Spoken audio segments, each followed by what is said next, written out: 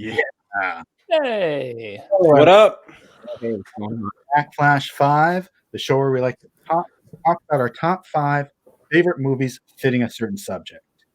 Full house again this week. Francois is with us. AB is with us. Mike is with us. Scott is with us. I am with us. Oh. that makes me feel a lot better. Surely we all must be here. We are. And don't call me Shirley. Hey. What's All up, right, guys? that's it. See you later, guys. Going proper. A special announcement. Big news. Thanks to the guys here and everything. Because of our extremely popular 2-part Muppet episode, and with no coincidence whatsoever, Disney Plus has decided all 5 seasons of the Muppet Show on the streaming service. We did it, guys. Yep. It's honestly, Muppets keeps popping up in my news feed. Really Muppets keeps popping up in my news feed, and not just from that thing. And I'm like, wait, is Facebook and everything listening to our episodes now? It is funny you say that too, because They are. Natalie knows nothing about the Muppets, and she just kind of teased me about like always watching Muppet stuff and things like that for the show. And we've been watching New Girl, and there's been like through the course of the 7 seasons, there's like 5 references to Muppets. Like literally, like after we did the Muppet Show, the next day we watched one episode, and the guy's like, all her boyfriends look like Muppets, and Natalie's like, there's so much Muppet stuff. I'm like, Muppets have been following me. It's insane. I would argue that that's not enough Muppet references. Every show should have at least like one 7 episode. seasons, only 3 references. Come on now. Step your game up. Step your game up, new girl. No, in my life, I am still down the Muppets rabbit hole. I bought the Jim Henson biography, and that's my next read. Oh, that's on. Yeah, I got that right there on the shelf down there. Yeah. Solid book. It doesn't end well. Too soon. But seriously, guys, let's talk about parodies. Does any of it really end well? Awesome. Don't tell me. I'm reading a JFK Jr. audio book or book. Don't tell me how that one ends. It'll all work out all right. Yeah. It'll be fine. So what's up? this episode is going to be about parody films. Oh, no. Parodies, The specifically. Muppet made enough parody films that we could probably do another episode about it. Great But- Gatsby, Scott. Oh, that's coming, right? That's what there was on Twitter too. The week after, Great Gatsby's like public domain now, and then they could. So, But those aren't like, are those parodies? Like those are like, is that like, Christmas Carol and Treasure Island? Those aren't parodies, right? Those Treasure are like Island is certainly a parody. Stand up. Well, it depends on the way you send up a parody, and that was a big a big debate picking movies, right? Because you're like, well, what's a parody? So I think right. I'm sure there's going to be discussion. It's like, yes, technically that counts. I just picked the movie with the most parrots in it because I felt like it was parody. Right. It was very parody. You spelled it with a T, though. Yeah, that's not. Hold on, guys. I got to change my list. Rio 2. Right. Oh, man. Where do I go from here? Are there parrots in the movie The Birds? I don't know. The bird cage. Oh, they have parrots in those birds. Yeah. There was that one movie with Lindsay Lohan too, The Parrot Trap. The Parrot Trap. I think we've gone off the rails. I think we're doing parodies of our own at this point. This is like Scary Movie 5 or something here. Mack Flash 5, we're a parody of ourselves. So today we're going to be talking about parody films. The way the show works is after we set a topic, we go our separate ways, and then come back with a list of our top 5 favorite films fitting that topic. It's going to be 3 films we talk about each, and then 2 honorable mentions. Francois, this was his decision to pick parody films. That's why he's on this episode. Jerk. Yeah, right. He's going to start us off. Thanks, man. More a jerk in the way that this could have been a 2-episode or 2-parter as well, like your Muppets one. You could have. I mean, I had ideas in my head when I picked. Obviously, when I picked you pick a category, you're like, well, I have an idea of what's going to be at least in the top 3. But then when I started looking into it, thinking, okay, well, what am I forgetting? And that's when I was like, I've made a grave mistake.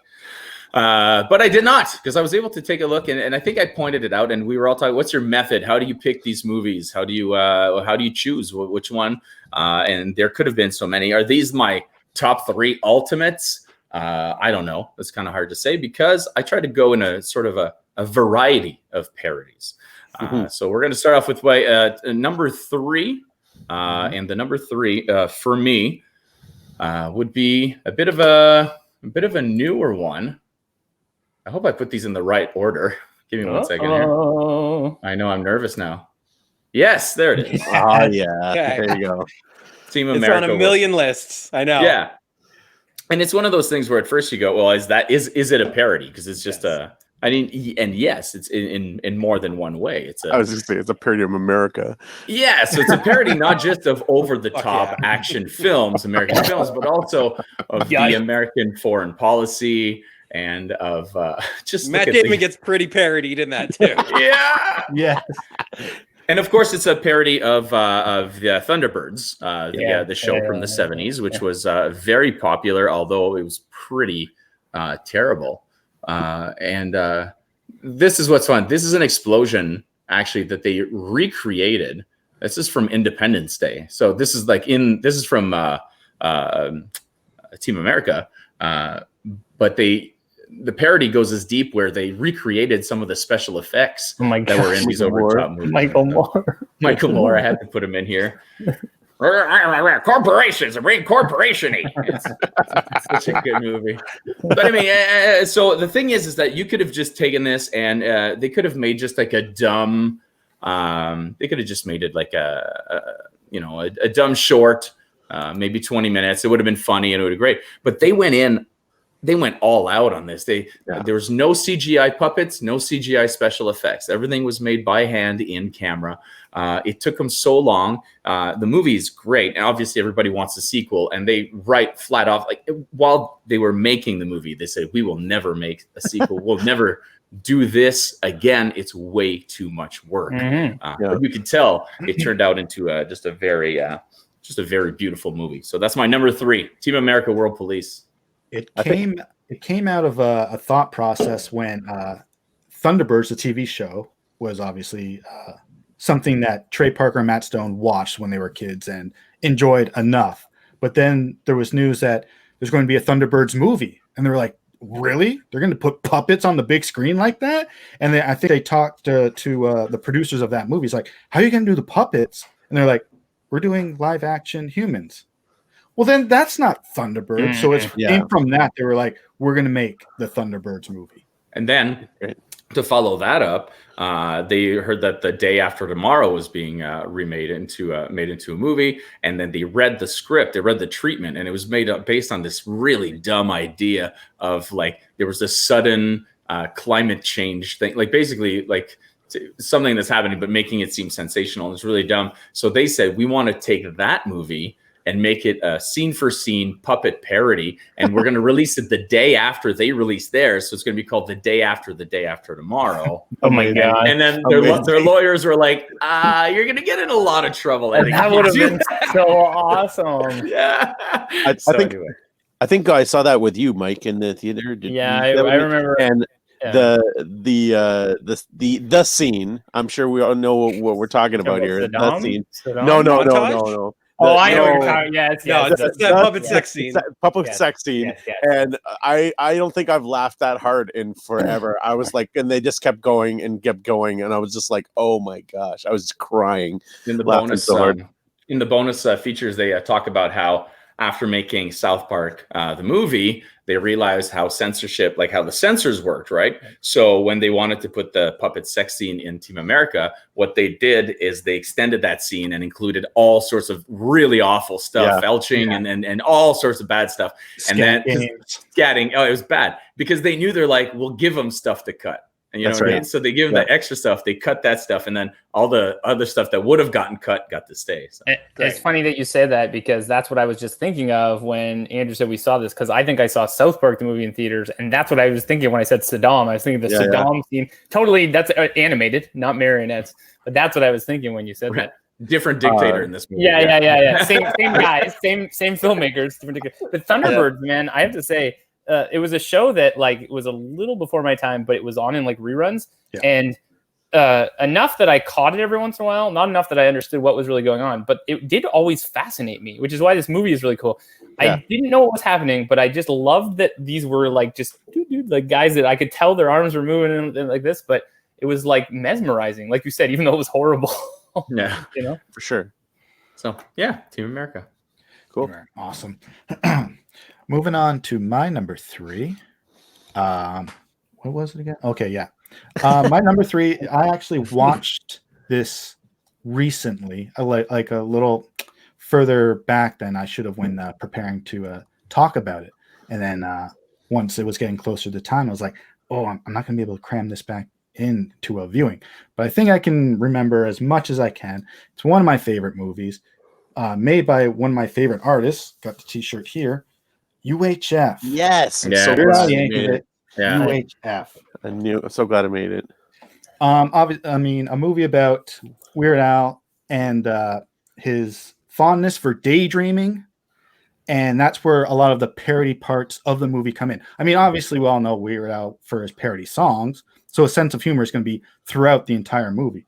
But it's his character who likes to imagine himself inside movies, like this Raiders of the Lost Ark. And later on, as Rambo, an amazing body makeup that must have cost $1 million right there. It's about that stuff, and he gets control of a local UHF TV station. It's almost like a shack with an antenna, and he gets to manage the channel and develop its programming and stuff. And it's a laugh riot. And I know it's probably a favorite of at least a few of us on here. The best, I don't know what to call it, the best thing about it, but the DVD commentary that Weird Al does for the movie is amazing. Every time I've never seen it. It's I want to watch it now. Good, because it's him talking the whole time, and then a couple of the actors like kind of show up. At one point, you hear Michael Richards. He introduces himself. He's like, "Hey, what are you guys doing in my house?" And Al's like, "Come on, hey Michael, come on, we're watching UHF." And then he sits down for a few minutes and then takes off. They call at one point. They get on the phone and call Victoria Jackson, the leading lady of the movie, just so she can be on the commentary. But his knowledge, I mean, it's his movie, but so his knowledge is extent. Every time there's an establishing shot of a building, he knows the address and whether or not the building is still operating or whatever. I mean, he must live in California and drives by these places all the time, because he says, "Oh, this is that place at 123 Jackson Street," and it's not there anymore. But when Francois early last year, when it became part of like an idea that the YouTube channel, the Mack Flash YouTube channel, was going to start, and there was always talks about having a future Mack Flash office space and stuff. This movie went straight to my head. It's like, it's probably going to end up looking like this. If we wound up in one building together, yes, absolutely. Yeah. This is why it's good that we're all in separate locations, probably. Can I be the Wheel of Fish guy? There you go. You're so stupid. Nothing. As long as we stock the kitchen with spatulas, I'm happy. That's all. Spatula City. Oh, anytime someone talks about getting a new spatula, I always ask Spatula City, of course. Did you go to Spatula City? Oh, why not? Where else would you go? Yeah, I've never seen a second of this. I only have heard about this movie a year ago, maybe 2 years ago. We were in the States, and I remember you guys were talking about UHF, and I'm like, "What is that?" You're like, Weird Al, and I'm like, he did movies? Not my guy. Movie? He did, sure. One movie too many. No way. Glad it's on your list. I would have called this for Andrew's list, to be honest. That's what I would have called this. Okay, the only reason it's not, and I'll tell you, it's not on my list, and the only reason it isn't is only because I'm a huge Weird Al fan, obviously, but I only saw the movie maybe twice, and the first time I saw it was in university, fairly recently. Not when I should have seen it, when it came out or during that time. It was one of those people went, you haven't seen this? They bought it for me, gave it to me, opened it, and we put it on. Like like, you have to watch this. So it's great. It's great. If we're gonna move on to me, I'll explain why. So my list, I started making my list, and like Francois said, it just was never ending. And there was at least like 8 to 10 movies where I was like, I have to put this on my list. It needs to be on my list. So I started to break down reasons to take stuff off my list. So I was hoping that either Matt or Francois would put UHF. So I was like, okay, I'm going to take UHF so that those guys would put, because I thought one of you would for sure put it on there. It has to be on somewhere. Yeah. You wanted to get all independent foreign parodies on your list, right? No, as you can, horror parodies, but not parodies of horror. They're actually horror movies. That he just laughs at. So Saturday the 14th. This is hilarious. Saturday the 14th is the worst. It is terrible. I've seen that, and I just saw Friday the 13th like 2 months ago. So go figure. Please continue. Anyway, so as you just alluded to, I like horror movies, and so obviously one of them is going to make it on there. And I was kind of going between one or two, which one was going to make it on, which one wasn't going to make it on. So I decided to go with the granddaddy. And for those who know me really well, they know that I like Universal Monsters. And so in 1948. The Universal Studios came up with an idea to mix two worlds together, and they came up with the idea to make Abbott and Costello Frankenstein. And it was a match made in heaven. We talk about two things at the height of their powers. You had Abbott and Costello at their apex mountain. You had the Universal Monsters, which were at the air apex mountain. And they brought these two together. And on paper, it was like, okay, this could be disastrous. But it works so well. It's so seamless. And the reason why I love this movie is that it never diminishes. The monsters are always playing it straight. And one of the great things is that it's put out by Universal. So it's on the Universal set. They have the music, which is done by Frank Skinner, which he had done a bunch of previous Universal monster movies. And the most importantly, they have Bela Lugosi as Dracula. You have Lon Chaney Jr. as the Wolfman, and you have Glenn Strange, who had taken over for Boris Karloff at the time as Frankenstein's monster. And then the cherry on top of it, at the end, you get a little cameo, a little voice work by Vincent Price as the Invisible Man at the end of the movie. So that was the cherry on top for me. But what I love about it is that yes, the monsters get thrown into comedic situations with Abbott and Costello, but they're always playing it straight. They're always being the monsters. They're never being hamming it up. They're never being goofy. They leave that to professionals, which are Abbott and Costello. And so I would argue that Lon Chaney Jr. gives an incredible, passionate performance as Talbot, as the Wolfman. He kills it in this movie. And he's playing it straight. He's not playing it goofy. And honestly, this is one of my favorite movies of all time. I've watched it a lot since I was a kid, and it's still funny to me. I watched it just the other night, and I'm like, okay, this movie is 73 years old. In 2 years, it'll be 75 years old. And it is still hilarious. And I was like, okay, I'm trying to look at the jokes as being like what is really dated in this. And I think there was one reference that they made that I had to look up what it meant. Like I forget what it was, but it was one reference where I was like, I don't know what that means. But all the rest of it was like timeless comedy. And I just think that it is a perfect movie. It's, like I said, it's almost 75 years old, still very funny. Still, you can show your kids this movie, and I love it because it's a gateway into horror. You can ease your kids into horror with it, much like it's like successor, which I'd say would be Scooby-Doo. This would like lends itself to Scooby-Doo, like Scooby-Doo meets Dracula and Scooby-Doo meets Frankenstein, that kind of stuff. And this was the granddaddy of that. And I like I said, I love this movie. Anyway, yeah, nice. That's awesome. I've known about it. I know the reputation. I haven't seen it, but obviously, if this was like a trivia question in our trivia tournament, and it was like, who did Abbott and Costello like come across? I would have known Frankenstein because it's very famous. Yeah, they because of this one was super successful. It made a ton of money. People flocked to the theaters to see it. So because of that one, they end up making at least like 4 or 5 more.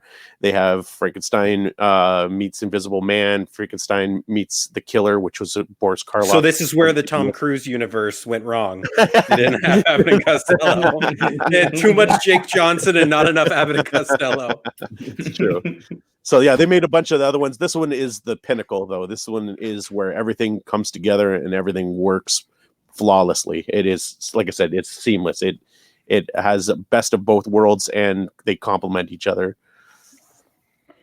There was a concept to not, I guess, reboot or steal the concept for that movie when the Weinstein brothers approached Kevin Smith and they said, "What if Jay and Silent Bob met the monsters of Dimension Films?" Because Miramax had owned Dimension, and they had the rights to like Hellraiser and Mike Myers, and I think even Dracula at one point. Yeah.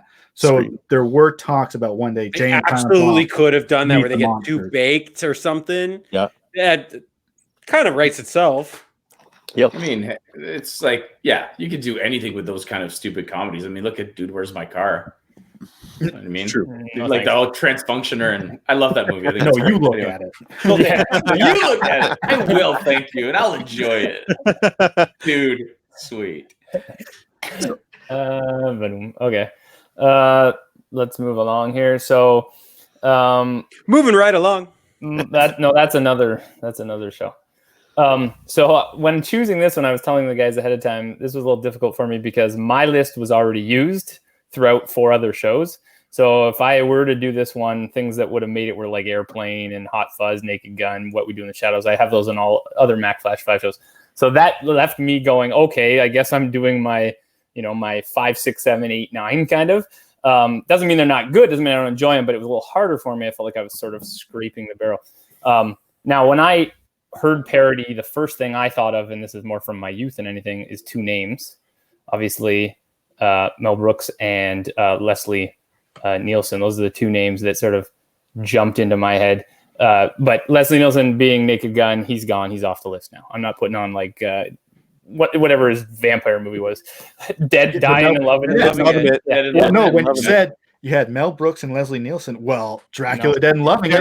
Yeah. I thought that's what you're going with it too. I saw Space Travesty in theaters for my birthday, and I wanted to kill myself. I was like 11. Well, so here's the thing, right? You have to find, and this is kind of my point, when it comes to either of those guys, you have to find the sweet spot for them, because it's the same with parodies. And you look at any parody series like the scary movies and everything else, they kind of peak and then right, and that's what happened with a lot of those guys' careers and the films they made. So it's like finding the sweet spot and what did I watch a lot. So I base my parodies now on sort of more my past than anything, because I didn't feel like there was a lot of recently good parodies that I hadn't already used or talked about. So for me, I went with sort of tried and true.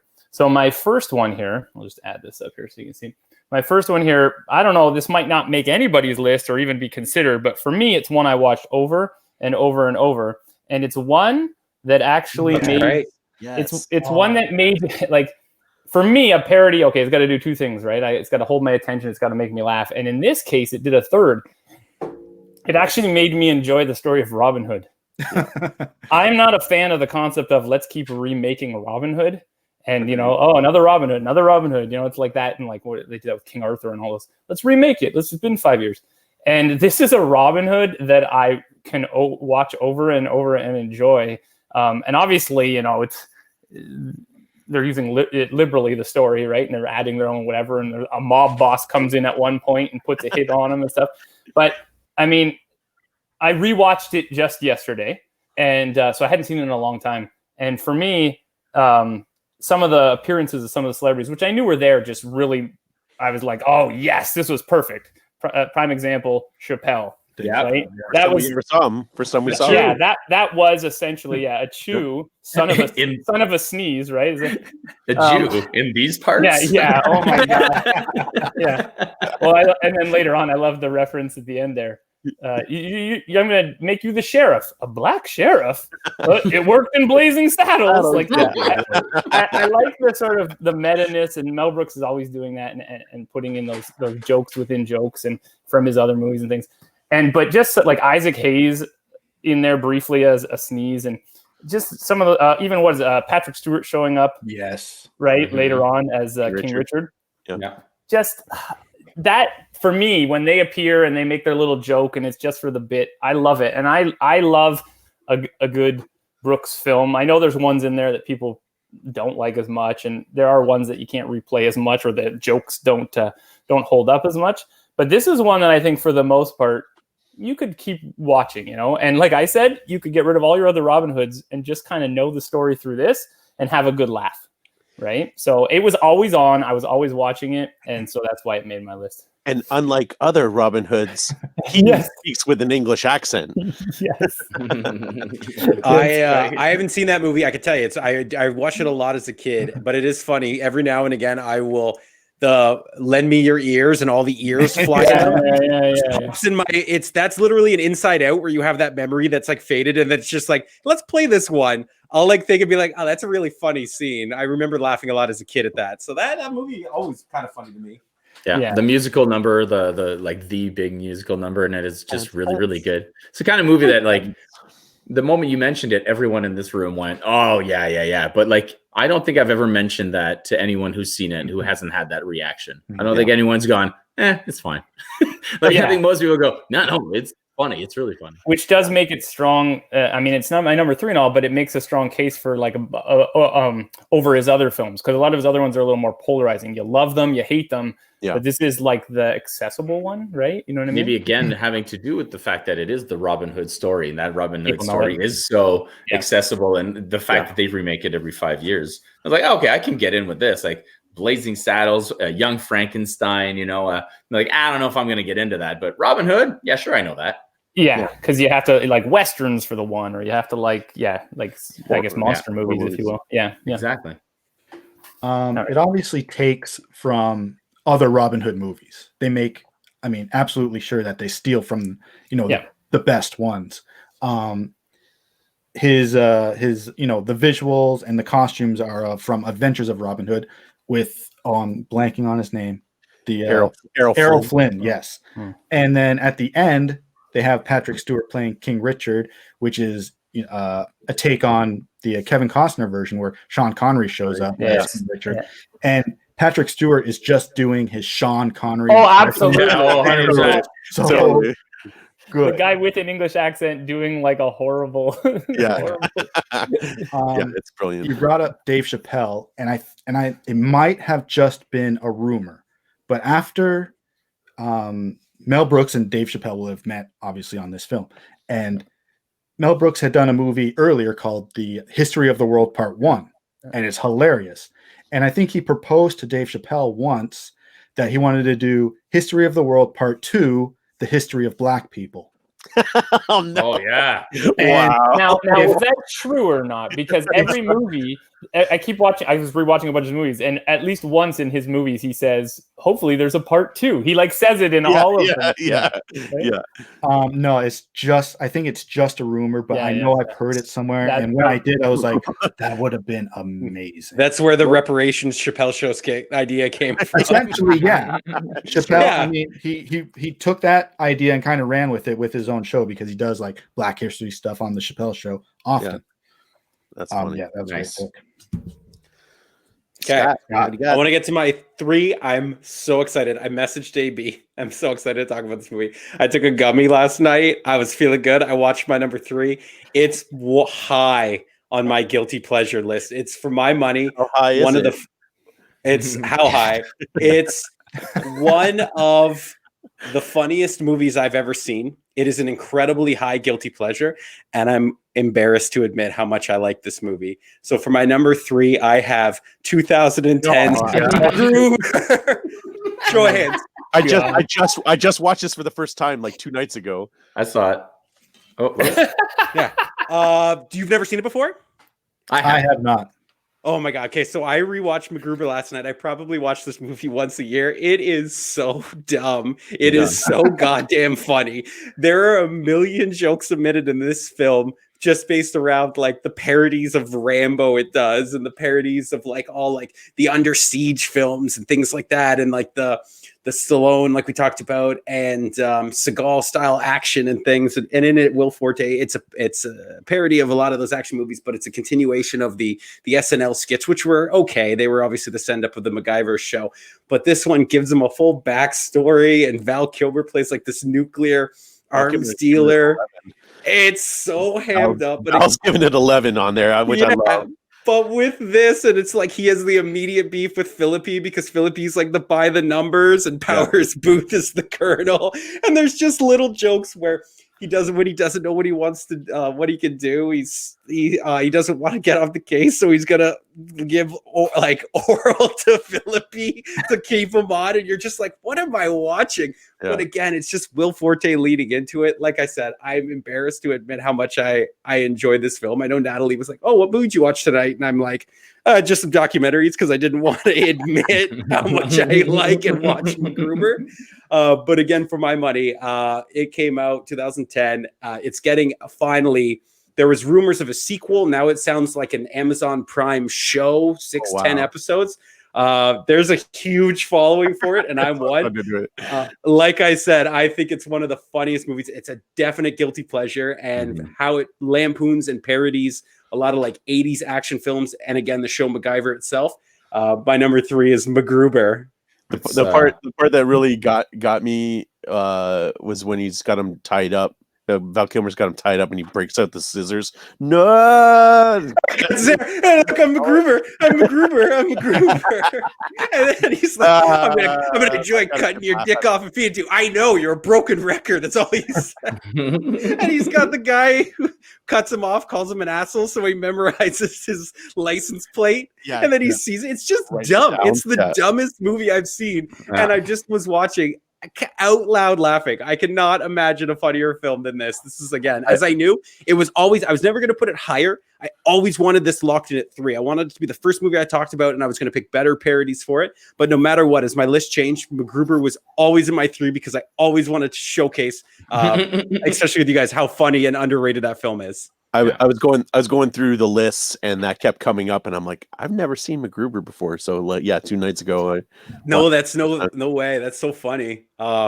When he goes around, when he goes and gets his team together, that's like, oh my god, it's all wrestlers. All their names, yeah, it's all wrestlers. I definitely thought of you, Scott, because it was all wrestlers in there. And then the thing blows up. Oh my god, are you guys okay?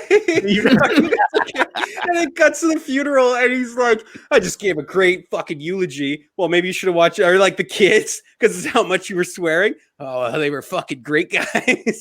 Yeah, you should. It's great. The jokes itself work on the movie. You got it. It's so goddamn funny. I think it's one of the most successful. It's in the list of the most successful SNL spin-off movies or something like that. Yeah. It's a short list. Yeah, well, that and Wayne's World. That's it. Yeah. Wayne's World 2, maybe. Wayne's World. Based on TV shows for that reason. But yeah. All right. Good one. No, I saw it. It's funny. It's got its funny moment. Every time I use a clip of it for trivia or something, I always remember like, yeah, that's okay. That bit. Yeah, that when the pulling the radio out of his car every time. Oh my god. Yeah. You want me to take your note? You want me to take your radio? No. Nice try. Nice try. And he's like, you tell him MacGruber, M-A-C, capital G, and he smashes he throws the microphone through the glass behind him. Oh my god, it's so dumb. Yeah. All right. Well, maybe not dumb, but definitely interesting is my number 2.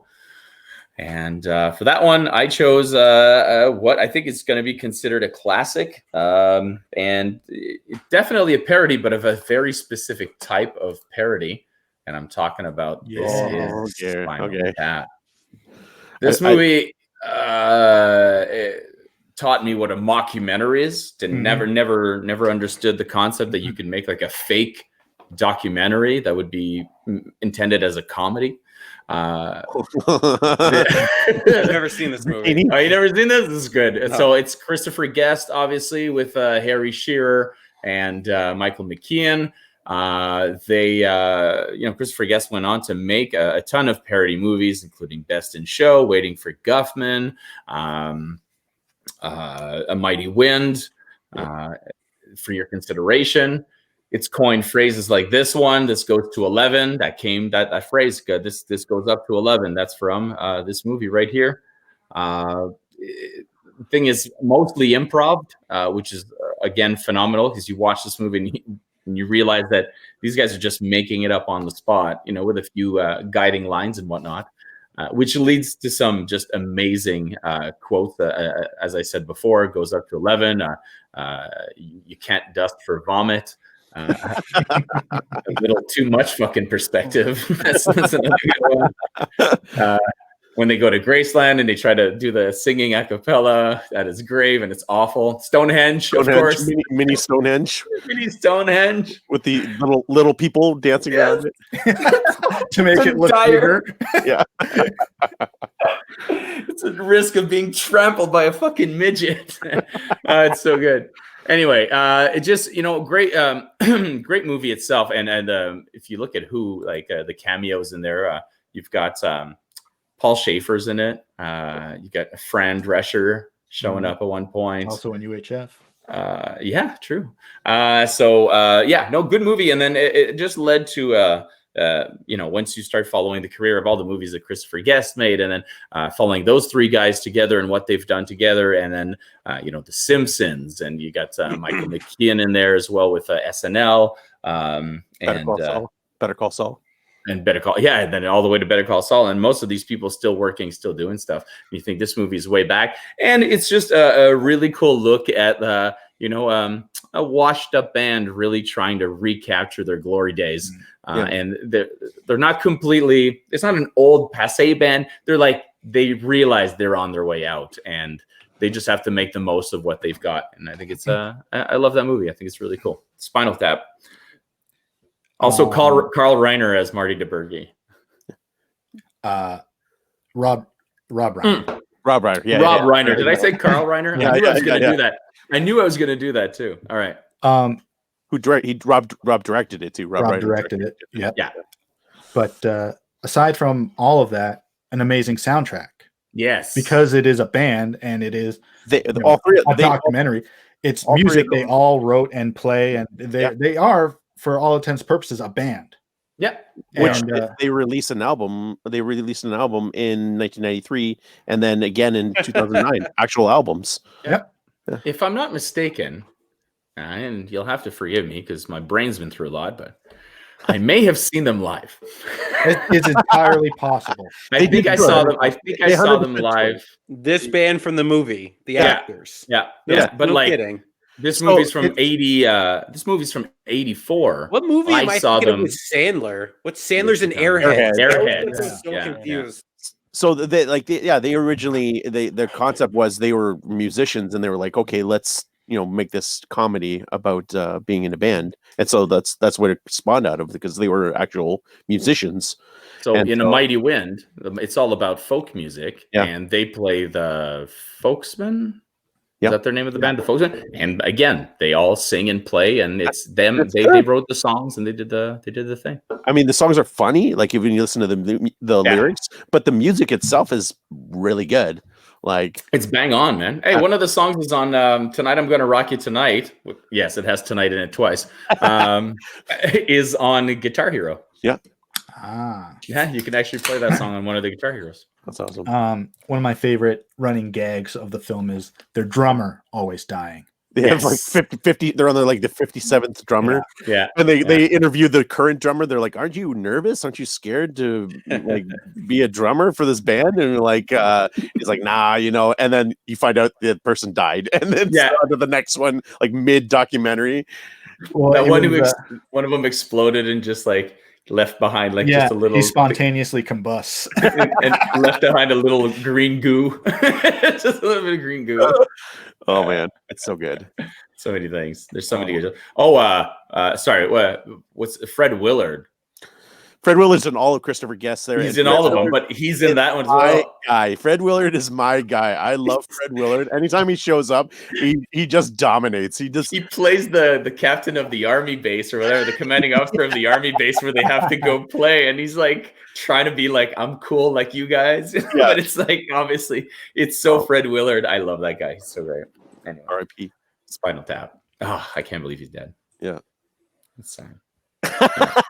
laugh. Oh, man. Okay, can I tell a quick Fred Willard story? Just real quick, because we're talking about it. Okay, so A&E used to have these things where they would do like a little vignette on an actor or something, and it was like cribs almost, like where they were like, hey, here's my life. I'm a famous person. This is my house, and I like to eat here, and this is my things. And it was just what you would expect. And then Fred Willard did one, and it's not like I followed these. I just, Fred Willard. In it, he proceeds to basically show how much greater than he is than his grandson at everything.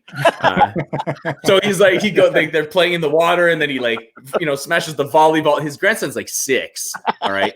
And he's all like, in your face. And he's like, you couldn't even do this thing. So he spends the entire time just besting his grandson. And he never talks about any of the shit that he's supposed to. And then it ends. And then they aired it.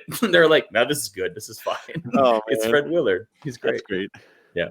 All right. What happened? I got a wheel wet wagon. Don't get me started. All right. Matt, what do you got? Number 2. My number 2 is one of my favorite parodies of all time. I mean, obviously, it's my number 2. No need to bury the lead. Oops, except I need to share the screen. My number 2 is National Lampoon's Loaded Weapon 1, starring Emilio Estevez and Samuel L. Jackson. This might be Samuel L. Jackson's first starring role. Oh yeah. He's always a supporting actor or a character actor in a bunch of movies before this, but I think this might be the first time he's like a leading man. It's of course a parody comedy take on Lethal Weapon, and I think the cast is absolutely perfect. Yeah, it looks good. Emilio plays the burnt out cop, and Samuel L. Jackson plays the by the book vet who's days away from retirement. It's essentially all 3 Lethal Weapon movies. They have things from all 3 movies, but it's not just the Lethal Weapon movies. They also take they also pull punches on Silence of the Lambs. That's right. One of my favorite scenes in the Mask here is F. Murray Abraham, who does a Hannibal Lecter type character amazingly. And they also do Basic Instinct.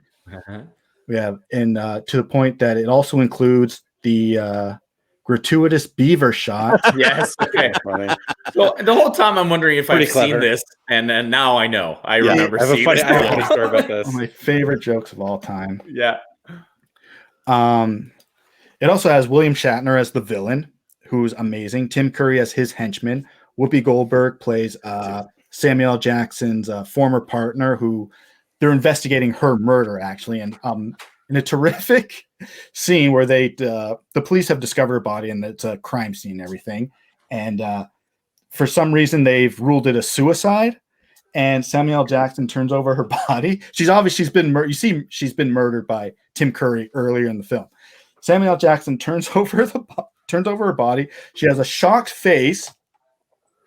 And Samuel L. Jackson, suicide, huh? Must have caught herself by surprise. I can't stop laughing every time. He is the perfect straight man to, everything that's funny around him. But that's my number 2. I don't know. That's a good pick. It is good. I had it on VHS, and I watched it quite frequently. The funniest, I've seen it one time. I think I saw it like 15 years ago. The reason when I worked at KFC, so I worked at KFC like 2004, and for some reason there was like dinner and a movie combo, and they sent us 10,000 copies of Loaded Weapon. Like that was the movie it came with. So once you got a bucket of chicken, fries, and that, we put a copy of Loaded Weapon in like a paper sleeve, and it was National Lampoon's Loaded Weapon, and we put it in the bag, and that was the movie people got. So I remember after the course of like the summer, we were like frisbeeing them, we were throwing them because the KFC was EC Row. We were just like throwing Loaded Weapons onto like EC Row. We were like kids. And then I remember we'd go to parties and we would like leave copies of the Loaded Weapon on DVD around people's houses. Like they sent us 10,000. We had boxes of that movie. So funny. So you bring it up, I'm like, oh my God, what a memory. What did that say about that movie that KFC had to give it away? Yeah, we had to give it away. That's so funny. That's weird. It says everyone should see this movie, and I see that as well. That's great.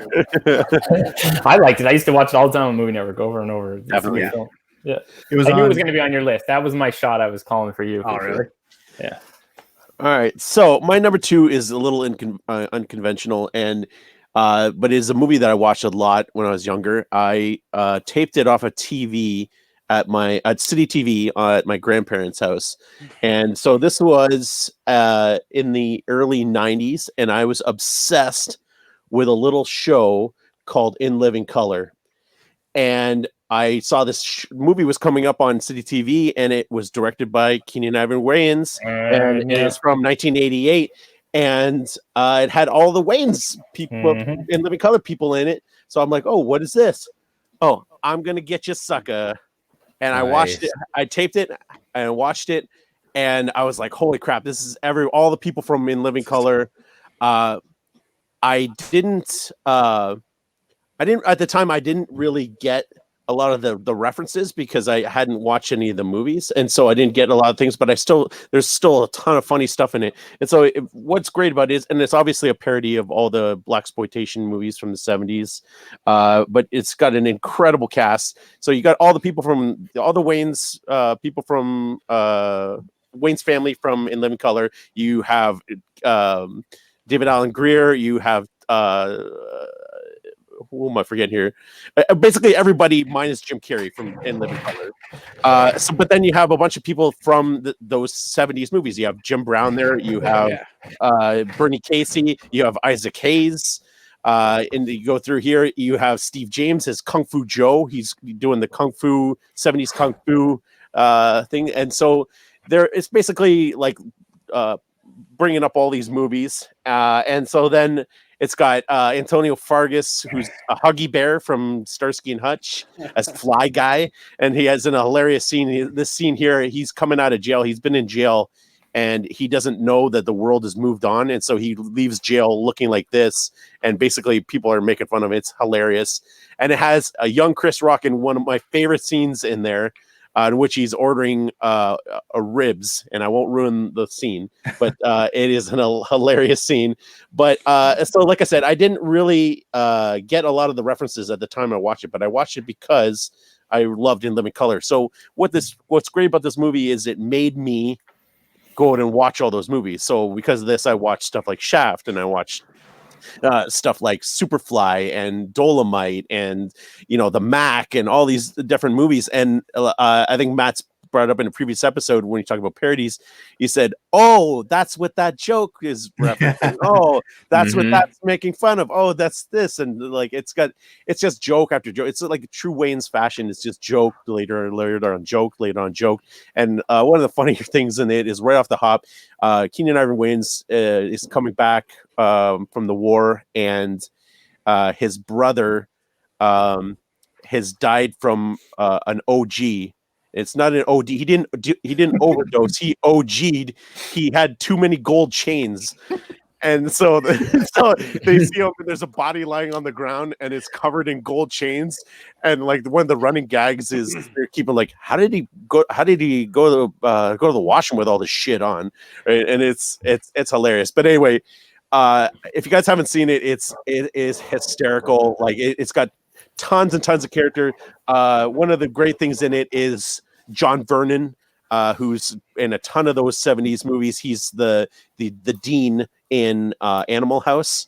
If you know what I'm talking about, he's Mr. Big. He's the bad guy, and he's perfect. Like, he's so funny. But I won't ruin any of the jokes because I don't know if you guys have any of you guys seen it? No, I have not. Shockingly, I've watched it. So back I when it wanted was to. out. I wanted to get this on you guys' radar because I think you guys would love this, and guys, I know you guys would like love the Wayans brothers stuff and would be about it. So like, you definitely check it out because it is definitely very, very funny. And like I said, I watched it a lot on once I had that VHS.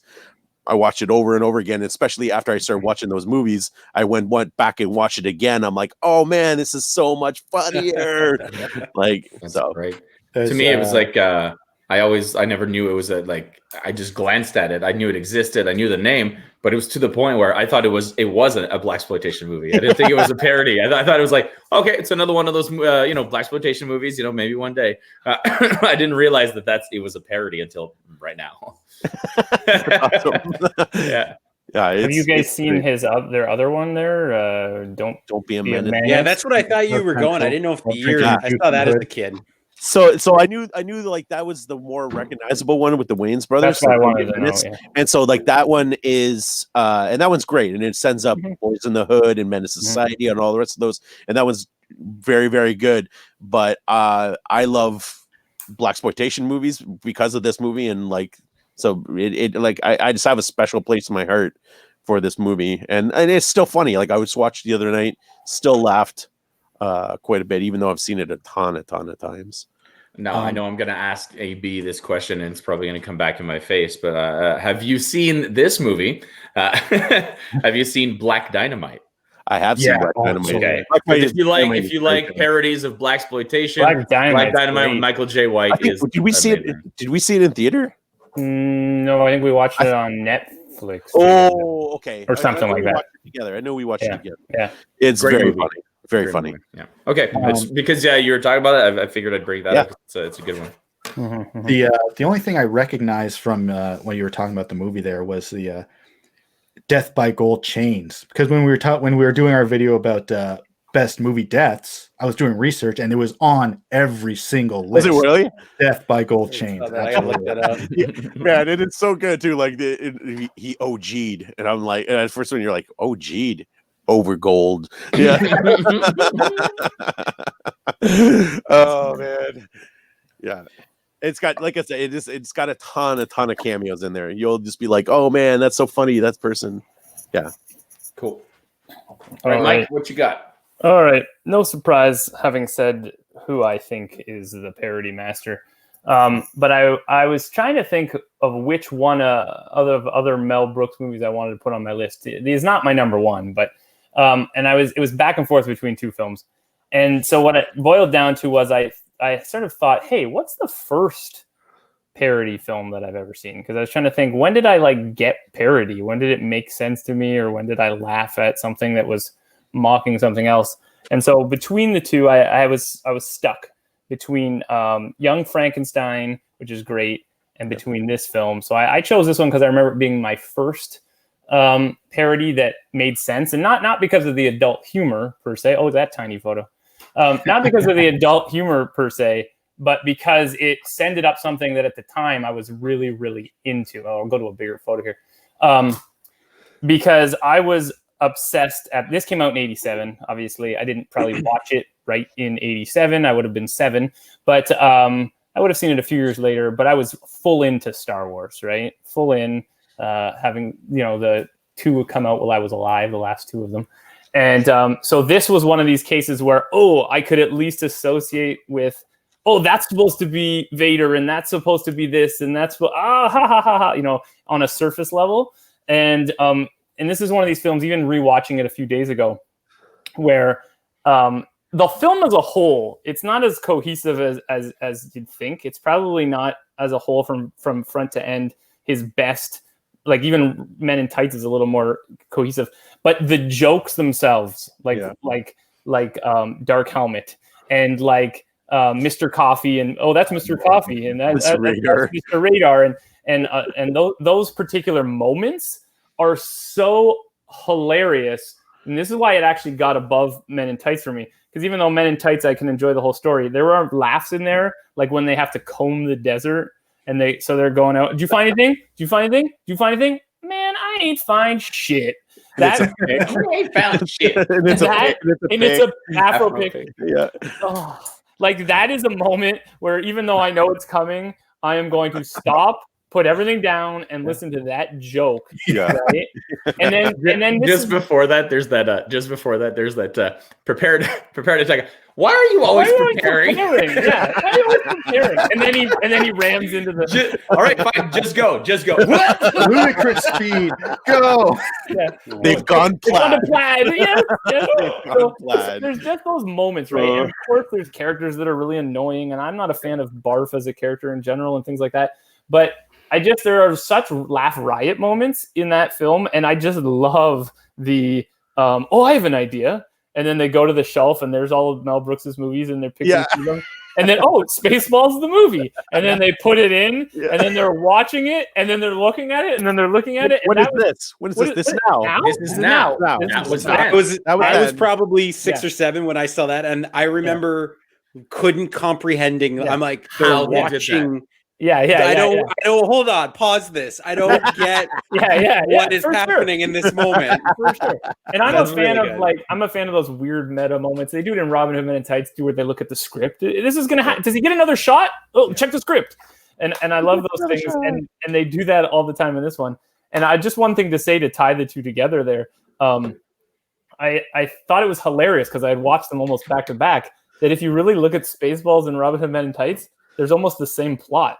Right, the princess, has to marry this schlub she doesn't want to marry, right? And then someone else comes along and sort of takes her out of that and is going to marry her. And I was like, holy crap, these are the same films, but just like one's in space and one's in old time England. But I don't know, it cracks me up. May the Schwartz be with you is a riot. I love the.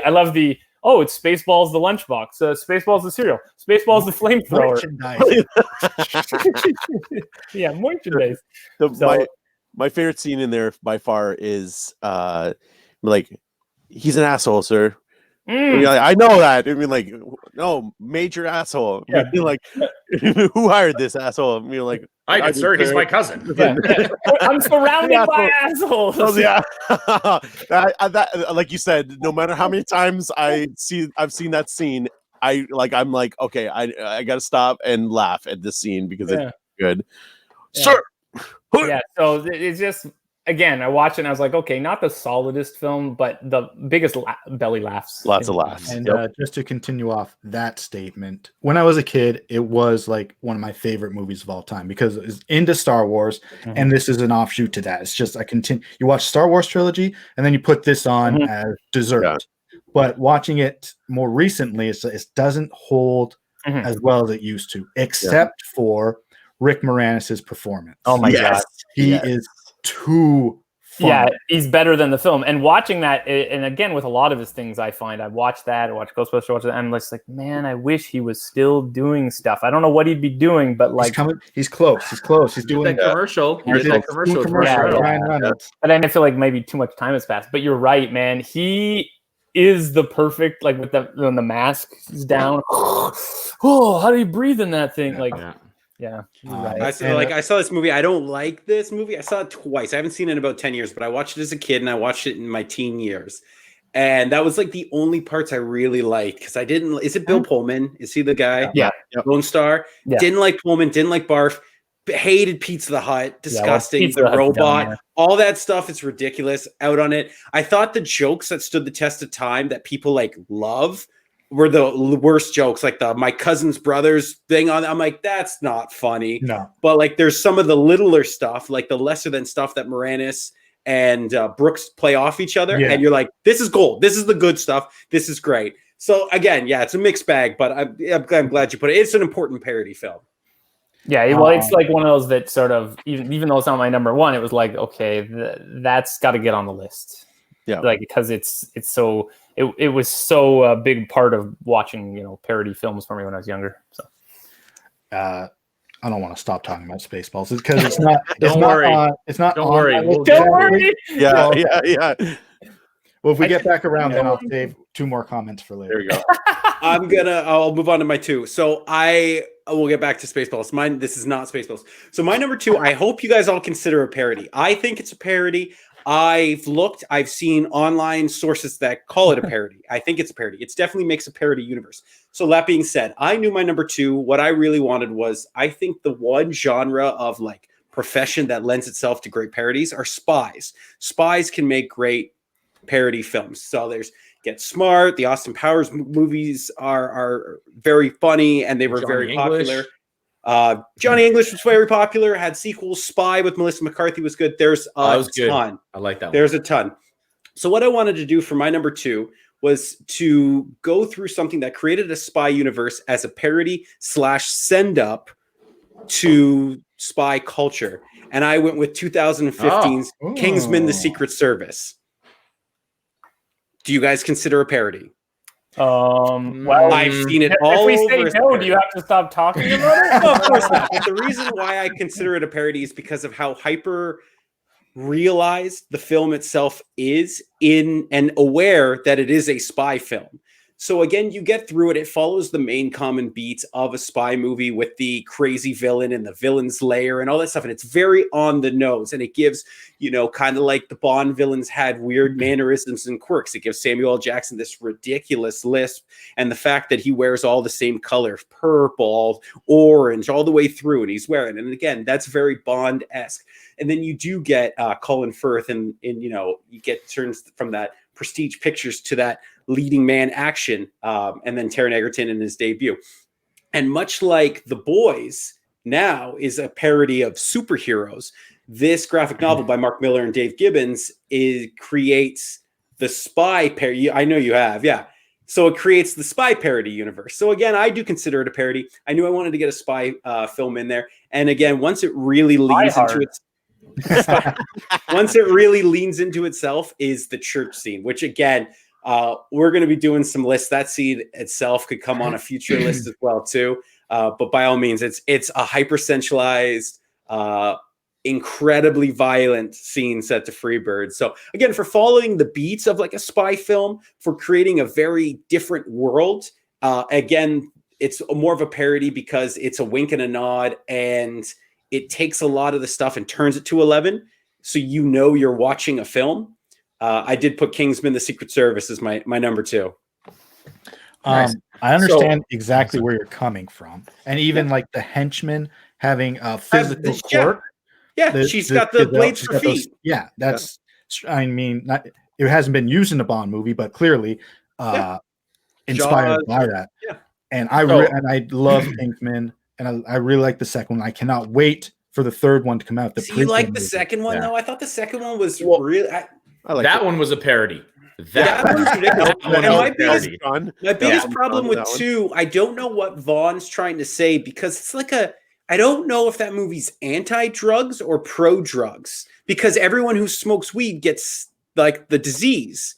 So I'm like, is Vaughn saying avoid drugs, or is Vaughn saying do the drugs, it's fine? It's that the second one I can't wrap my head around. I don't like it. I never really did. I thought the whole Poppy storyline was silly. I thought 1 was a classic. This was like a top 3 film in 2015.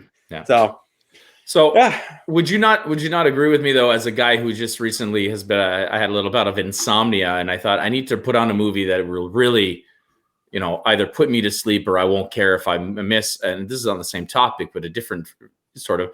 I watched Triple X: The Return of Xander Cage the other day. I never saw that. I wanted to. You think I'd be into it? But do you like? So I like Triple X 1 and 2. They were fun. But would you qualify that in the same way? Because I think Kingsman and Triple X are the same idea, right? Same idea, except one took it more classy. Mike knows where I'm going to get when it's from The League, when he's like, "Yeah, this is the jacket Vin wore in Triple X. Yeah, he's the extreme James Bonds." Yeah. Exactly. But it's almost like they did Triple X. They're like, well, that almost worked, and then they retooled it and then did Kingsman. You know what I mean? Like, I know it's based on novels and stuff, but you see what I mean? Like, you could almost then say, yeah, it is kind of a parody, because if you look at Triple X, that's definitely a parody of James Bond. And it takes all the stuff. Right? The one girl's in like a hot air balloon above Earth, where like the physics don't apply. Like, oh, I don't know. They're bunny hopping cars over bridges. It just doesn't make any sense. Yeah.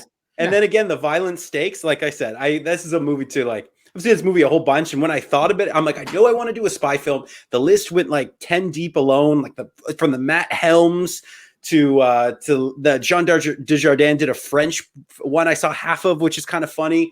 But yeah, like I said, I came back to this one. Nice. Very cool. Now we are on to the honorable mentions. Honorable mentions. We did 3 and 2. Grandpa, your honorable mentions. Okay, so I know we're supposed to do just 2, but again, I'm bending the rules simply because I came up with something. And we're not going to talk about it, but I think it's really cool that my 3 honorable mentions kind of mirror my top 3. All right. So my honorable mentions go like this. It goes. Oh, sorry, wrong screen here. There we go. We got ourselves Tropic Thunder. Amazing. Popstar, Yeah. and Galaxy Quest. Oh, I thought Galaxy that was- Quest would be yeah. on there for sure. I thought that or Tropic Thunder would be Watched that. number I one. literally watched that yesterday and watched the documentary about it so that we could talk about it. There's a documentary about Galaxy Quest? It is. Yeah. It's on Prime. It's It's very on good. Prime, and it's very good. I'm gonna watch that. You definitely should watch that. It's all about how it basically Called- kicked off the cosplay thing. How's it called? It's called shoot. I just watched it. Just Anyway. search for Galaxy Quest on Prime. on You'll Prime. find it right away. No, I don't know the title. I'm done. I'm not watching it. Fuck you guys. Is it called Never Surrender, a Galaxy Quest yes. documentary? That is 100% what it is. Yeah, I'm that's what it watching it right now. I have 3 screens right here. Yeah, I was like, I did the same thing. I was searching for Galaxy Quest and it popped up, and I was like, "Whoa, the documentary!" So I watched that. Yeah, it was really Scott, good. I need you to start just taking one finger into your ear and go, hold on. Oh, this just in. It's called, and then All right, Matt. As we were discussing things, like 5 other honorable mentions entered my list. No, I'm just kidding. See, But, now he's got 8. yeah, Like I'm have- trying to add one. Before I show the pictures of my actual honorable mentions, I just want to mention, Spy Hard or Walk Hard or Walk Hard's great. I love Walk Hard. Like, But I know my you would. My 2 honorable mentions are Top Secret and Spaceballs. Yes. I watched Top Secret because I figured it might be on your list. Top Top Secret was Secret's great. It's so good. Came close to being on mine as well. Yeah. Weird Al considers Top Secret to be his all-time favorite movie. Of course. That It's- makes a lot of sense. It's so good. It's so good. Oh, me. That's me. Hi. it's my turn. My turn. I'm adding to the stream.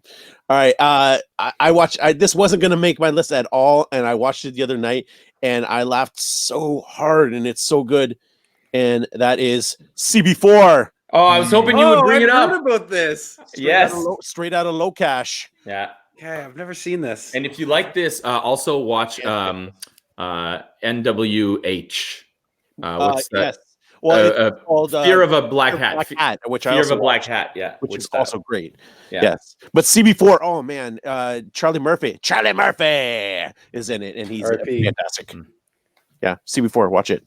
Cool. Parodies, the show of deaths, apparently. Rest in peace. Can we have one of those in memorandum? In memoriam. or whatever? I always call them memorandum. Memorandum. So my honorable mentions don't deserve pictures. So honorable mentions, pop star, never stopping. Of Yes. course, I kind of wanted to get it on the list, but they It's couldn't get it on awesome. there. It's so good. I really wanted to just try and get 3 Lonely Island films on my list. I was but- surprised Yorma directed MacGruber. When I looked into it, I was like, I did Oh not know. no, yeah, directed Yorma MacGruber. and Akiva writing and directing tons of stuff. Mhm. And my other one is Return of the Killer Tomatoes because it is an amazing film. Sexy George Clooney. Yeah. But I wanted to get Attack on there. I rewatched them both to do this, but man, Attack is not Brutal. It's does brutal. not. But Return, yes. So there you go. Yeah. Return of the Killer Tomatoes.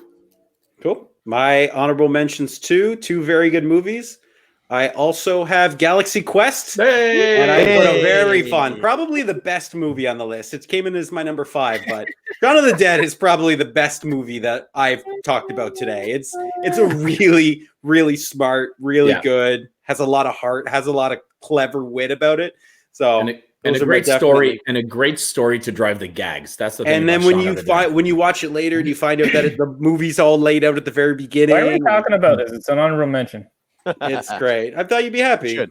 Yeah, I'm down. We'll talk about it later. Okay, Relax. here we go. I already used it. Yeah, but All you right. didn't care about it. Number ones. Number one. Now let's just stop.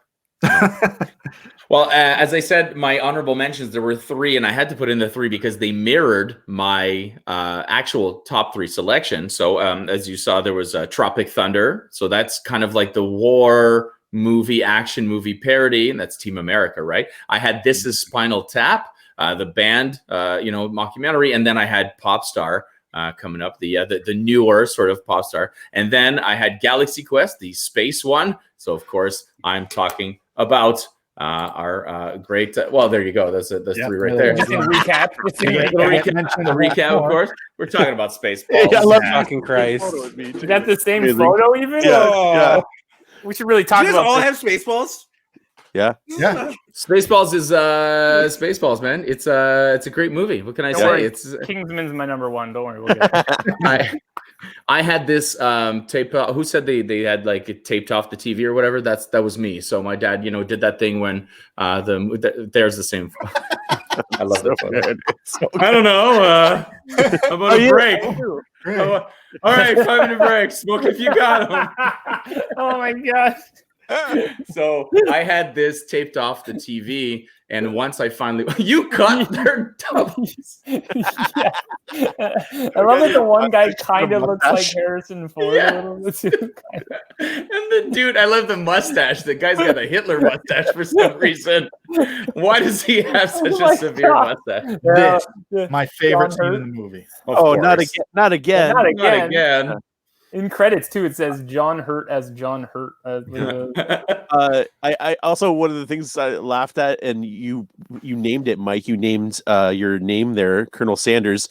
Yeah. You named him Colonel Sanders just for that one joke. Yep. What's the matter, Colonel Sanders? You Chicken? Yep, that was it. Where the ship? Baseball brand flamethrower. I know. I'm glad you guys brought it up. Okay, so it's funny because if you look at my sheet, it's literally like everything Mike said about Spaceballs, I wrote. Okay, so it's like I liked it because 1, it's Mel Brooks. 2, the whole space movies thing. Now, as we all know, I was not as much into Star Wars, but I was aware of it, and I did understand the parallels by the time I saw it. Because you saw Spaceballs first. Right. And then it got me into Star Wars. Yeah. No. I liked like you said, when you realize that it's just a bunch of jokes strung together. And it's almost like, oh, we can make this joke about this character. Okay, let's do it. Let's just put right in this scene. And so you could have like moments that have nothing to do with the movies, but that are funny, like the backwards butt scene. Like, what if a guy got beamed and he came in all wrong and his butt was backwards? Okay, let's put that in. Why did somebody tell me my ass is so big? Yeah. And then this is an unlisted wall. I told you not to call me on this wall. There's all that. And that's what I wrote. Interesting yet ridiculous story. Like that it's so extreme that it's almost saying like, it doesn't matter what the story is. We're just going to make a bunch of jokes about Star Wars and other space related movies. Because at the time, I guess there weren't really that many to make fun of. Not like now. So it was a lot of Star Wars, tiny bit of Star Trek, and a little bit of Aliens, a little bit of Space Odyssey, Planet of the Apes. Yep. Planet of the Apes. Out of its nose. There goes the planet. There goes the planet. Yeah. So once I discovered that movie on that tape, I snapped the little tab off, and I was like, "This is my tape forever. You did not get." And how many people will get that reference? right? And I watched Spaceballs. Yeah, so I could Scott, probably wait, Scott. Do you get Yeah, that? I reference? super recorded stuff. What did you say? Okay. Yeah, I absolutely did. I DVDs weren't around till 01, so I was in grade 9. So my whole literally my whole childhood. Yeah. Actually, I told you I got in trouble. I got almost suspended for taping wrestling, and I was that on tape. Yeah, yeah. That's hilarious. Anyway, Spaceballs, for pretty much all the reasons you I was guys ready echoed. to come around to Spaceballs because Mike and I had a good conversation. Then you guys all put it on. Now I hate it again. Now I was like, okay, what? And now all it's on all 4 lists. Awesome. Whoops. That's all right. You've already gone to plaid. I can see there. So it's okay. Okay. My number 1 is, whenever I can, I'll put a James Bond movie on a list. Oh no. Not all of them will make it, but if it fits a category, it's going on there. So it's So one of the Roger Moore ones is going to. yeah, you would think, right? Because by the end, they were just parodies of other Jokes. things. Yeah. Very much. But no, my number one is the parody of James Bond movies, Austin Really? Powers Yeah. International Man. I thought you were gonna say Casino Royale, like the original. So too. Casino Royale. Is I was like, really? garbage. That's gonna be on your list. Thanks. So bad. This, however, Mike Myers created Austin Powers. He originally created Austin Powers to be the front man of the band you see in the movie, Ming T. He wanted to create a Britpop, British invasion type band, so he created the character of Austin Powers to be the lead singer. And eventually, he wrote himself a movie, as a love note to his father, who was British, and all of the things he loved about 60s Britain, the TV, the Beatles, and of course James Bond. So it's pretty much a parody of the first 7 James Bond movies, all the Sean Connery era, a little bit of Roger Moore. His clothing, however, comes from George Lazenby. George Lazenby actually wears this in a James Bond movie. It's a puffy shirt, is it? Yeah. Isn't it to his wedding? Isn't that to his wedding? No, he's at a clinic. He's at an allergy clinic or something. Okay. He's actually supposed to be in disguise. Yeah. But, That's the dinner scene when the girl writes the number on his leg. yes, because he's also wearing a kilt. Yeah. But I just want to show the puffy cravat thing, just to be like, if anybody saw Austin Powers, like James Bond would never wear anything like that. Yes, he did. Clothing also and referential to Emma Peel in the Avengers. Yeah. Mimi Rogers and Elizabeth Hurley both dress up in the black cat suit, and the similarities don't. They're both so hot in that movie. Yeah. And then of course the villains of the movie are all just based off That's really James good. Bond people. Random Task, Odd Job. Yeah. That's got Odd to be Job. Random Task. Number What a 2. great name. Emilio Largo, and of course Dr. Evil is, I don't know how they didn't get sued. Maybe that parody law. Yeah. Fair use, baby. Fair use. Exactly. Yeah. But bald head, scar on the face, and the cat, it's a dead ringer. And I love how the cat became hairless too, that's hilarious. Because of the freezing process. And that's probably the parody part. It's like if the cat kept its fur, they would have been sued. That's too close to Austin or to James Bond. You can't do that. But since they lost the cat lost its fur, that parody, it doesn't count. With Lorne Michaels' voice. It's funny because he did that voice, and then Dana Carvey says he's doing my impression of Lorne Michaels. Oh, that's great. That's really funny. I like that. It's just, there's a casino scene. There's what you might call Bond girls in it. Evil plan to blow up the planet for, in terms of blackmail, pay us $1 million. But a lot of the real funny stuff comes from the fact that Austin and Dr. Evil are from the 60s, frozen, brought up in the 90s, and they're like complete fish out of water and have no idea what's going on. Because like you said, he asked for $1 million. Like, that's not a lot of money these days. Yeah. And both of them having to adapt in their own way. Yeah. To one has to adapt to being evil in the new world, and the other one has to adapt to being a person. You're talking reconnect with Scott. That's unbelievable. Oh my god! The whole Scott Evil storyline is incredible. I was cracking up during the Scott Evil stuff, and Dr. Evil talking to Scott about taking over the family business. And I was just like, I want to text Scott and be like, "Is this your life right now?" You just don't get it. I've got a gun. I've literally got a gun. I got it in my room right now. I'm so glad Oscar's on it. That movie gets time is kind of made a mockery of the movie. Those 3 are really good and hold up well, but because it was so overdone, so quoted, so costumes, everything. It's like no one brings it up, but I'm so glad it got brought up tonight because they are really good. I was a big fan as a kid. Yeah, I'm a really big fan of the first one. The other 2 might never ever. I think 2 and 3 are good. Yeah, I think one is the stuff before Mini Me, before Fat Bastard, before Heather Graham. If we did comedy sequels, I would put 2 on mine. Like the comedy sequels are not good. 2 is good. 2 is good.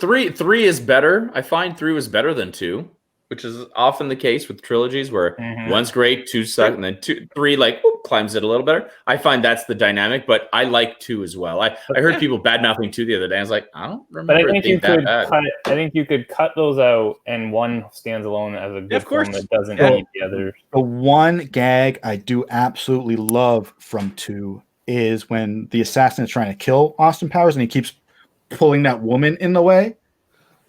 Oh yeah, he throws a knife.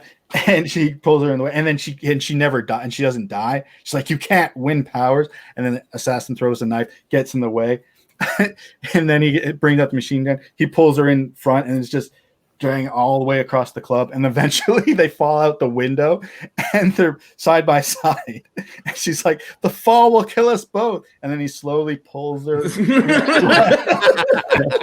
then they hit the ground. I love ridiculous jokes like that. The one I love the 3-point turn in the hallway. Oh my god! That and then like this, all of a sudden, ting, ting, ting, ting, ting, ting. It's just it's so good. No. A lot of jokes in that. Out of the way! No. Get out of the way! I was like, what? All right. I think that's my favorite part. It goes on so long too.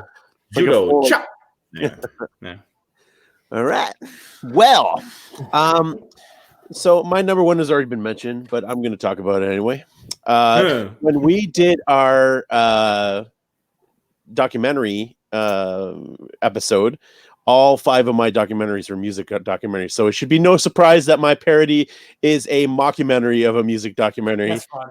And so we have Derek Smalls on bass, David Saban Hubbins on rhythm guitar, and Nigel Tufnell, and about 57 drummers make up Spinal Tap. Oh yeah. And so directed by Rob Reiner from 1984. Like we've already talked about, they're all musicians. So like just the idea of that they all are very, very good musicians. Just for me anyway, I think they're really good. I actually just found out that Harry Shearer released an album in 2018 as Derek Smalls, and there's like a whole ton of people that guest star on it, and like I listened to it, it's really funny. And like I listened to a Rolling Stone interview with Harry Shearer, and he was hysterical, and like you can tell that it's all the sweeter the pushing. Can you hear that? Oh, yeah. This Big Bottom, which was one of my favorites, is Rob Reiner. And so one of the great things I love about it is that it is all improv and it in all off the top of the head. And apparently there was like 400 hours of stuff that they filmed and to make the whole film out of, to piece it all together, which makes sense if it all improv, but it just works so well. And I won't go too far into it just because we've talked about it already, but one of my all-time favorite scenes is when Rob Reiner is talking to Nigel at the piano, and Nigel's playing this like really D nice, minor. Yeah, no, playing this really nice, beautiful melody, and he's like, "Oh, that's really pretty. What is that?" And he starts talking about it, talking about all the different things about it, and then he's like, "What's it called?" and it's called "Lick My Love Pump." D minor, Yeah. the saddest of chords. Saddest of chords. Yeah. But it gets me. It makes me crack up. Again, like we talk about, like knowing the jokes coming the whole time. Yeah. Like I know it's coming the entire time, and it's like it builds so perfectly, like this nice, beautiful melody. Lick my love pump. Yeah. Oh man, it makes me laugh every time. So you watch that movie, and all of the funniest jokes are the funniest because 1, you're laughing your ass off, and 2, the scene ends. Yes, Because they probably just exploded. They didn't know he was going to say "lick my love pump." He said it. Everyone blew up laughing, and then they're like, "Well, cut. I guess that's it. Yeah. That's the one." The same thing where you can't dust for vomit. The one I said Oh my before. God. You watch their faces as soon as he says, "You can't dust for vomit," and everyone's like, everyone just cramps up, and then the scene cuts out, and then it's over. So yes, absolutely great. Yeah, it definitely. And so one of the things I read about it over the years too. It's definitely one of my favorite movies of all time. I would say it's in my top 20 for sure. One of the things that I've read about it is that musicians, I know like Rob Halford from Judas Priest used to bring it on the tour bus and they'd watch it religiously, like as they toured. But one of the things I read about where there's a ton of musicians that watched it and openly cried, like wept, and not out of joy. They realized that they themselves had become Spinal Tap, that they had become a parody of themselves, and like they were like this is all done out of joke and this is all like ridiculous, but this is where they're at in their lives. Like they were these guys, and so like they had like major musicians like Eric Clapton, I guess, was one of them that watched it and like bawled his eyes out because he was like, holy crap, I am Spinal Tap. It's that scene in the hotel where they're all gathered around. They're like, "Hey guys, they're talking about us on the radio," and they're like, "Spinal Tap," blah, blah. And they're like, everyone's like super excited. And then they end the radio bit ends with "now residing in the Where Are They Now" file. Yeah. And they're all like, so everyone's now gathered around. They're all listening. And then it's like, shit. You know what I mean? It's just such an awful moment. But yeah, so I can't imagine being, like you said, those musicians that watch and go, "Oh shit, that's me." Yeah. Two things to add about the movie. Big Bottom is a terrific song where It the is great. three guitar players are all playing bass. Bass, yes. And Harry Shearer's playing a double bass. Yeah. Four But basses. he only uses the one. He has the double bass, but he only uses the one. He talks about it in that interview. Where he's like, why do you have a double bass? And he's, well, just in case the neck goes on one of them, I can go to the backup. You're like, has the neck ever gone? Is the neck ever gone from your double? No, but it's good to have it just in case the neck goes from my other bass. And of course, Hello Cleveland. That scene. Oh, on the stage. Has been, I mean, it's self-parodied in other things. The rock and roll. They're running around, bumping the janitor again. Yeah. Anyway, this is Spinal Tap. So good. Yeah. All right. So I guess we'll go to my number one.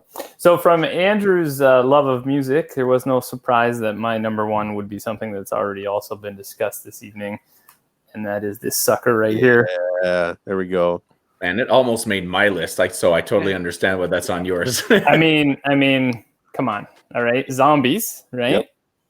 Funny zombies. Edgar Wright. I mean, there's this like, what's that? Scott Pilgrim director? Right? And this movie is, and Scott alluded to this earlier, this movie is so smart about its parody compared to, we're talking about like Spaceballs and stuff, the dumb jokes.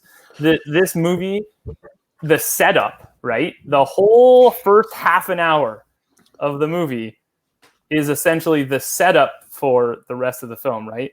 Like the whole beginning where he's just sort of living a zombie-like life and he goes to work each day, he goes into the convenience store and you actually think the zombie apocalypse is already occurring in the first little bit, right? Yeah. Because of the way he lives his life, like he's just basically walking through it like a zombie. And then as you start to see in the background things happening, right? And you don't always, I feel like when I watched this the first time, I obviously didn't catch all that. So I just watched the film for what it was. It was great. It was hilarious. But then you can go back. Every time you go back, right? Oh, hey, Spinal Tap. Every time you go back to it, you look a little bit more in the background. You go, wait a minute. Okay. Like when they're outside the Winchester and there's the girl making out with the guy there. And you're like, okay, wait, are they making out or is she biting his neck off right now? Oh yeah. And then they come back out and then okay, they were making out at first, but now she's biting. Like it was all these little things and you're watching them happen in the background. And then you're also seeing then when it starts to turn over, like the whole, oh, they said that because of this. Like you got red on you, right? Mm-hmm. And you had the red pen and then now he's covered in red. And just that whole first half an hour, you're like, this is genius, the way that he's laid this out. And then you actually get to like things like when the apocalypse is starting and he doesn't really know yet, but the news is on and he's flipping through the channels and all the news stories just cut off. And it's very self-aware of other zombie films. And this is why it falls as a parody to me, because it says things like, one of the news things is, rumors that it was all caused by rage-infected monkeys is all bull, and then he changes the channel. And that's them basically saying 28 Days Later is bullshit, like as far as zombie films. And just like that awareness of the genre itself. And then when it finally starts happening, the actual humor that ensues where there's like a group of them and then they meet another group that's kind of just like them. And it's like the guy it's Martin Freeman from The Office, and he's got what's her face from The Office? Dawn is the other. Yeah. But, so all those moments, but then Edgar Wright's use of music, like how about In the Winchester where Queen's on, right? Yeah. Stop me now. Poof, and like it's all happening. Like the needle drop moment. Oh my gosh! Boom, boom, and right, just like I don't know. There's this is one that I can rewatch, and if someone's like, "Want to watch it?" Yep, I'll rewatch it. I'll rewatch it, and it's because it's a highbrow parody to me as opposed to one of those other ones, right? Like a slapsticky one. And he's honoring it, like it's such because I mean Simon Pegg, who wrote it with Edgar Wright, they're such fans of the genre in the first place. They're actually in Land of the Dead as zombies for Romero, right. and so. The fact that they're such fans, they do such justice to it while commentating on it at the same time. So this was always going to be my number one because it's just beautiful. To add to that, because yes, it's a great movie, and I considered it for my list because of what you said. How it's a smarter parody where they take concepts and build a story with the concepts as opposed to saying let's just take a bare story and pepper it with jokes, which is still good, but those are levels. I just rewatched Hot Fuzz, which would have been on my list. It's the cop movie equivalent of Shaun of the Dead. Same idea, setting that up, putting that secondary intrigue in there so that you're like, oh, it's a parody. Oh, but there's this thing happening, which is going to emerge in the third act. And so absolutely, Shaun of the Dead. Great. Not even a big zombie fan. Yeah. Love that movie. And if you do see a lot of zombies and appreciate them, you see all the little moments where you're like, oh, yeah, that's a patented zombie thing. Oh, we're coming to get you, Barbara. Yeah. That's amazing. Yeah, that's a great joke. All those little things that you're like, don't do that. Oh, don't do that. They do them, and it happens. And even though they try to avoid it, but it's a good one. Cool. Okay, awesome. I'm going to take us home here. So when I'm watching a movie, this is going to set up my one for it too. When I'm watching a movie, one of my favorite things that and you can ask my wife, Natalie, I pause and I talk about the real lives of the people. I say, did you know that this person was going through a divorce at this time? And actually they had gone and done 5 movies together and they wanted to work together. And did you know that guy in the background, he actually wrote this movie and that's why this joke's in it. And that's what it's alluding to. She hates it. We have group chats where that's pretty much all we talk about is what happened here. And you guys can kind of see when I talk about what's going on with this celeb and this and stock and who's doing what movie. So it's no surprise that my favorite movie parody is a parody of actors parodying themselves. I just watched this the other night too. So it's an unbelievable watch. You look at that star in there: Seth Rogen, James Franco, Craig Robinson, Jay Baruchel, Jonah Hill. I didn't even put Danny McBride, and so many more. There's cameos of Rihanna, Paul Rudd, Jason Segel, Kevin Hart. The ultimate heat check performance from Michael Cera in one of the greatest jokes per second. Hey, does this Coke taste funny? Sip time. And this movie's so funny. I will go through it. It gets funnier every time you watch it. And the audio commentary is funny. Michael Cera had one demand. He wanted to wear the windbreaker. That's it. He was game for anything. He just wanted to wear his own yellow windbreaker. And Evan Goldberg's like, sure, man, you can wear whatever you want. Apparently when Rihanna slaps him, he nearly passed out. That's great. Yeah, when she hit him so hard in the movie, he actually he's like, and then he came back, he nearly passed out. Or he did pass out, one of the two. There's so much humor to this movie too. Again, it's universally loved. We'll talk about it's almost 2 movies in one, and much like Shaun of the Dead, it sets up in that whole first half when they're going to the party at Franco's house, and like James Franco's movies are okay, but James Franco, the person as himself, that's like James Franco lampooning himself is my kind of guy. Yeah. Like the scars. Hey, you like those paintings? I did those. Which he actually did in real life, by the way. He did. I believe it. Yeah. His paintings, he did. Just going through talking how he's like this artist and trying to be sensitive in that. when they're in the basement with the gun and all his props, and he's talking about his movies with the gun. Again, this movie itself is my number one parody, mainly for the first half of the film itself. Yeah. Is a 50 out of 10. Brutal. We'll get to the apocalypse stuff, the devil and that stuff. That's fine. Let's not. Then you get, like I'm saying, all that stuff. Once the things go through and Danny McBride, then you get the civil war in the mansion between Danny McBride's people with Emma Watson in the middle of it all too. It's outstanding. Oh my god! Nobody's getting rapey. Yeah, it was all fine until you started talking about rape. Rogan and Goldberg said that this movie was 90% improvised, and just for that alone, you can see it. Again, the wheels fall off a little bit. The Channing Tatum cameo is pretty fun, but again, the devil and he's raping Jonah Hill. That I'm out on. And again, it's kind of like you talk about. I'm out on lowbrow stuff in anything. Yeah. Highbrow is incredible. I think the first half is like kind of frat bro-y, but very highbrow, where they're making references to their own lives and their stuff. So again, for that, as soon as I thought parody, for the main fact that I love the actors and their personal lives, and this parodies that, like Jonah Hill when he's praying, hey, it's Academy Award nominee Jonah Hill. And I'm just like, that's so perfect. How about Danny McBride entering the house and just making all the food? Like, okay, this needs to last 3 months, and he's like washing his hair with it. I cooked breakfast for my best friends. Oh. Man, that film, and I think, I mean, you agree. I think we all agree.